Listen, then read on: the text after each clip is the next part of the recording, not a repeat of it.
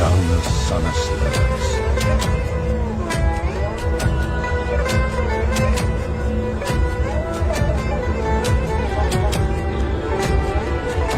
জানাজার নামাজ ফরজে কিফায়া। বলেন আমার সাথে সাথে, জানাজার নামাজ ফরজে কিফায়া।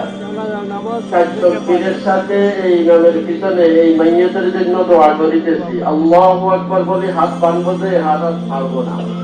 প্রথম তাকবীরের পরে সানা পড়বো, অজাল্লা সানাউকে এই শব্দ যোগ করে পড়বো। দ্বিতীয় তাকবীরের পরে দুরূদ ইব্রাহিম পড়বো। তৃতীয় তাকবীরের পরে আল্লাহুম্মা ফিরলি হাইয়িনা ওয়া মাইয়িতিনা এই দোয়া পড়বো। চতুর্থ তাকবীরের পরে সালাম ফিরাই দোনো হাত ছাড়ে দিব।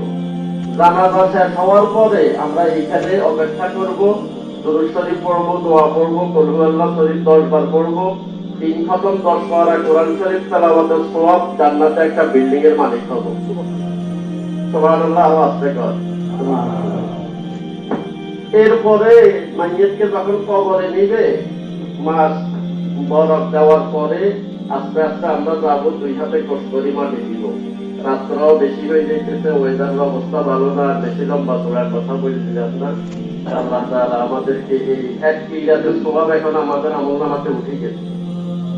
ওজন পাহাড় পরিমাণ এক কিরাত। আর মাটি দেওয়া শেষ করে যখন বিদায় হবো, তখন দ্বিতীয় কিরাত আমলনামাতে উঠে যাবে।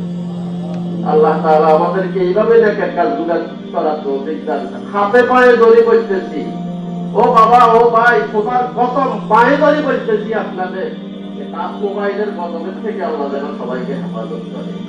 এটা যুবকদের চরিত্র নষ্ট করে দিচ্ছে, যুবকদেরকে বেয়াদব বানাই ফেলছে। আল্লাহ হেফাজত করে সবাইকে, বলে না। আমিন।